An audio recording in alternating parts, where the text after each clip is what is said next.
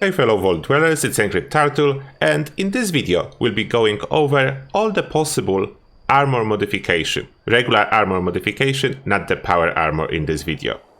As you know, in this game we have a lot of modifications for both weapon and armors, and descriptions are not always clear and not always really helpful, and sometimes game will just not tell you what the mod is about. Then Turtle will tell you what game will not tell you. And now let's jump straight into the workbench. And I actually borrowed a workshop from Mole Miners. I hope they do not mind. And before we go over all modifications, it's worth to mention that in case of sturdy armor, some of the mods are not available for all of them. Like if you have all class of armor like combat armor is light, sturdy or heavy available, then there are all mods available. If you have armor that is only sturdy, like marine, there will be no shadowed for marine armor. There will be no shadowed mode for trapper armor either. And there is no shadow mode for secret service armor because it's probably classified as sturdy.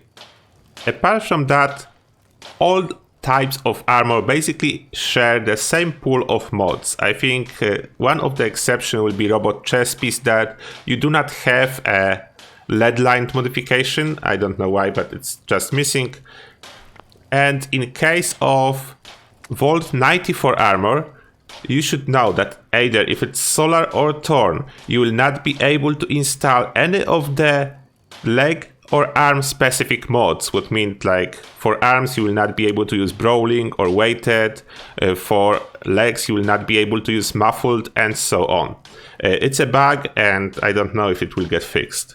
Other than that, scout armor is a little bit different as you cannot learn any mods, you need to buy them from the enclave. And now let's go over all those modifications. I just crafted a set of sturdy leather armor because it's like a perfect example. You have all the mods in here and it's available very early in the game.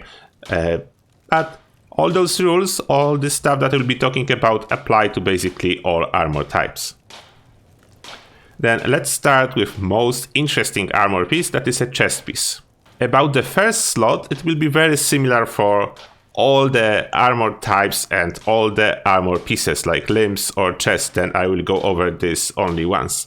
Then basically here you will have a couple modifications, usually 4 to 5, depend if shadowed is available. If shadowed is available, you will be able to see 5 modifications. One of those is shadowed, and we start from shadowed. Shadowed improve your stealth, and if you read the description it says in dark areas. It's actually not true. It basically improves your stealth, regardless of the area. It can be mid of the day and can be bright sunlight, and your stealth will be improved thanks to shadowed being equipped on your armor. Apart from shadowed, there is like 4 other mods, but only one always matter, because there are 3 inferior modes and one that gives you the highest resistance. Like in case of leather, the highest is studded leather, and highest resistance for other armors it will be as follow. For the combat armor, it will be Brotherhood of Steel, boss modification. For marine armor, it will be Buttressed. For metal armor, there is slight difference in here because you can choose between polished and alloyed. Alloyed give you overall higher resistance, I mean damage resistance and energy resistance. Polished will give you slightly higher damage resistance but really bad energy resistance. Robot, the best will be polished. Trapper, the best will be buttressed. Secret service armor, the best will be buttressed again. For scout armor, the best will be polymer modification. And now let's go over miscellaneous mods. There is interesting stuff in here. First we have asbestos lining. It does exactly what it says. It reduces energy damage, what you can see by increased energy resistance, and you are immune to being set on fire. Next one is really good. It's Biocomesh. If you are farming experience, you will appreciate extra 50% of chem duration, as your berry mentats will last longer and you will have this intelligence for longer. Then we have Deep Pocketed. It gives you 10 to your carry capacity for every piece that you have modified with Deep Pocketed, what means full set will give you plus 50. And then we have Dense, greatly reduced damage from explosions. It's about 50% or about equal to rank 3 of the Fireproof. It's really good modification. It's worth to mention that Scorch Beast's Sonic Scream is explosive attack, then Dense will stop it. And how explosive resistance works in this game is a little bit sometimes inconsistent, and it applies in a really weird manner. Basically, if you have high damage resistance and high explosive resistance, you will be getting exactly 0 damage from explosions. But there is exception. It not always works on self-inflicted damage, like if you will shoot really close from grenade launcher. Sometimes it will stop all the damage and sometimes you will just die. And in case of legacy weapons, what means energy weapons with explosive legendary effect, it will not stop it. You will die anyway from self-inflicted damage, although it will help a little bit if it's someone else shooting at you. And then we have Leadlined. It does exactly what it says. It gives you 10 radiation resistance. Although it's such a small amount, I will not recommend it unless you have 0 radiation resistance and you want a little bit. Then Lighter Build, that's an inferior mode for ultralight. Then let's go over it. Padded, that's an inferior mode for Dense. It's like half of the stats for the same price. Then never go for inferior mode. Pneumatic.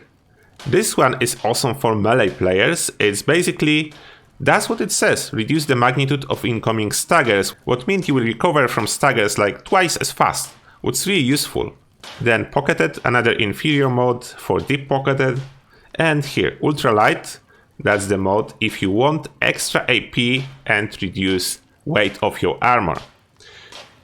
As you can see, you have 5 AP for each piece and weight is reduced. Like if you compare it to other possible modification, it's going down from 6 to 2.4. Then you are saving like over 3 pounds of weight.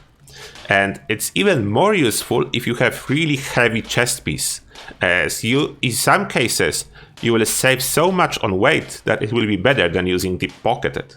Plus, it's really good if you want to keep couple spare armor pieces, because they weigh less in your inventory.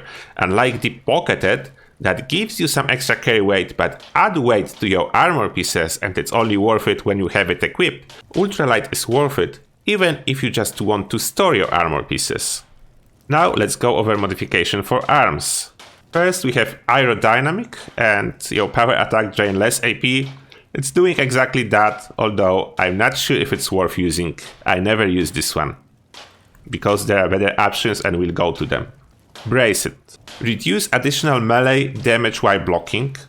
In my opinion, the most useless one, because when you are blocking melee damage, you are basically stopping almost 100% of those damage. You will barely take any damage when you block melee attack. Then reducing that even more, it's so pointless because it doesn't work on range attacks.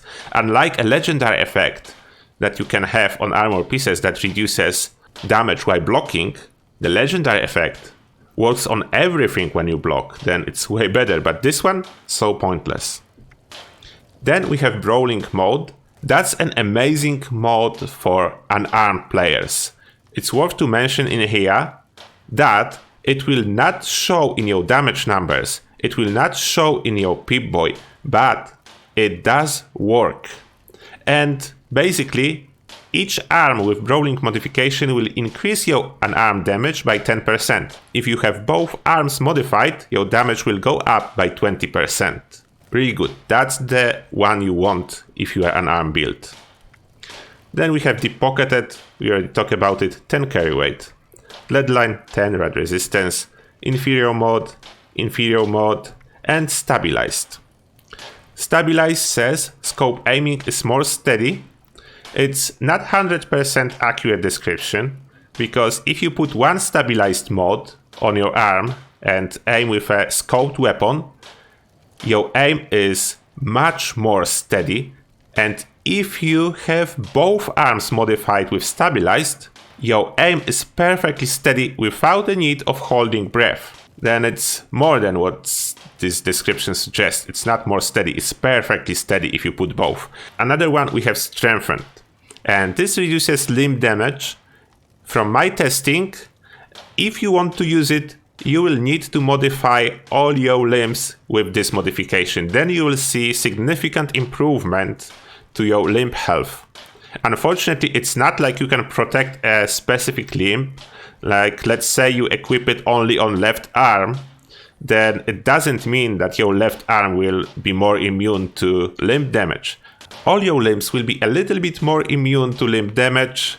If you have all the pieces modified, both arms and both legs, all your limbs are more immune to limb damage, including your head. What's interesting. And ultralight build, we already talked about this, and we have weighted in here.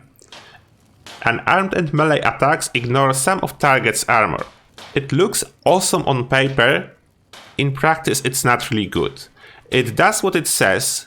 Every piece will increase your armor penetration with melee attack by 10%, and you can have 20% armor penetration with both weighted mods installed. And similarly to brawling, it will not be reflected in your damage numbers, in Pip-Boy anywhere. Even if you equip awareness, you will not see any effect of the weighted modification, but it does work. I tested it. And now we have our legs.